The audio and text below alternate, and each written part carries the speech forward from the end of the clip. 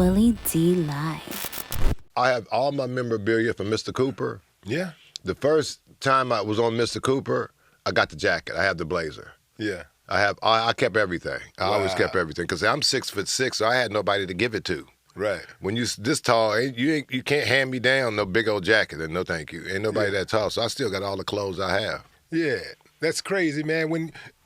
When you, speaking of being 6'6", was there any pressure to actually be a basketball player? Of course, when you grow up in the ghetto, there's always a pressure to be a basketball player because that's all they give you is the basketball courts and the streets. Right. They block the schools off with penitentiary fences, so they want you to play basketball. So, of course, I wanted to play basketball, but as a young G in the game in East Oakland, you had to make decisions quick. So I realized that wasn't my game, but I could play that game to succeed, to do what I need to do. But it was some boys that was 6'8", Guy Williams, he's 6'8", starting for USF. He didn't make the pro. Like, damn. Yeah. So they had, no offense to Guy Williams, but he was incredible. I think he got hurt. But, I would play ball, and I knew I wasn't as good as these guys. So my pipe dream wasn't that dream, believe it or not. I love ball, but I knew it wasn't going to take me to where I needed to go. Right. But I looked the part. I loved playing it. And so I quit my college team. I quit because I said, no, we ain't doing this. We ain't doing this. So people don't even know I quit my college team. I said, F that. I need to go and do what I need to do because it ain't helping me. Did you go to college on a scholarship? Or? Well, they wanted me for Phi Slamma Jamma, U of H, and I turned them down.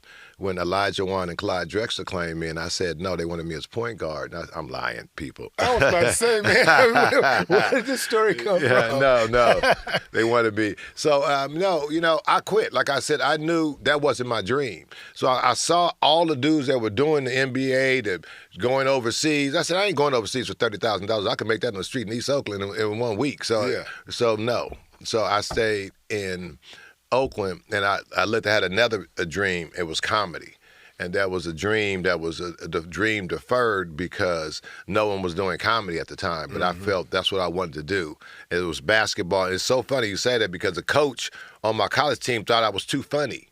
He said, "You're not serious. You're not serious." But this is who I was. So bam. But you wasn't the always jokey. Was you the jokey guy? Like what's that guy that used to play for the Lakers name? The big guy, Howard. Jawan, is it? What is it? Howard. Something. He's Howard. Last name Howard. Yeah, he's weak. So he's a 7-footer. Dwayne Howard. Weak. You don't remember his name Dwayne? because he's weak. I think it's that guy. Yeah, he jokes a lot. He play too much, man. No, he's just a youngster. That's his personality. Dwight Howard. Yeah. Okay, Dwight Howard. Yeah, Dwight Howard. Yeah, that dude. I just felt like he had like immense potential, man. But it seemed like he squandered it because he didn't take the game seriously. I don't know what happened. I look at that. I don't want to talk about him, but might as well. In Orlando, when he came in, he was a top player. He took him to the playoffs, if you remember, and then he went to the Lakers and the other teams. And remember Kobe called him soft. Yeah. So when Kobe called you soft, then Yeah. Wow. Yeah, I think Kobe is a lot like me. I just want you to give me everything you got, no excuses. If you give me everything you got, I told my son that my son played football in high school, and his team, boy, they was sorry than a mother. I'm talking about one of the sorriest teams in the history of football. Right.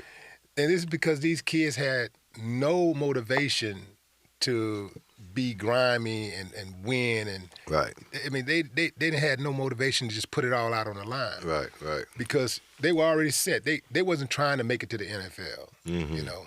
They were just playing football to just say, get their little football picture.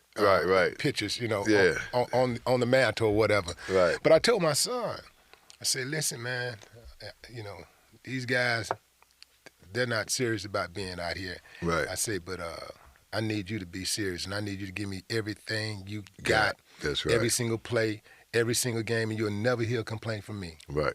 Just give me everything you got because you got my last name. Right, that's right. You part of my legacy, bro, and I said, I ain't getting down like that. Right. That's beautiful. And, You're right. And he went out there, that boy gave me everything that he had, every single play. Hustle. Every single play. You could barely even touch him. The ball was moving so damn fast. You could barely touch him. But yeah, that's what it's about. That is it is a remarkable thing to be able to actually play sports and then transition to other things, because so many athletes out there, they get stuck on that one thing and they can't pivot. Right. And they end up like going into a dark place. Right.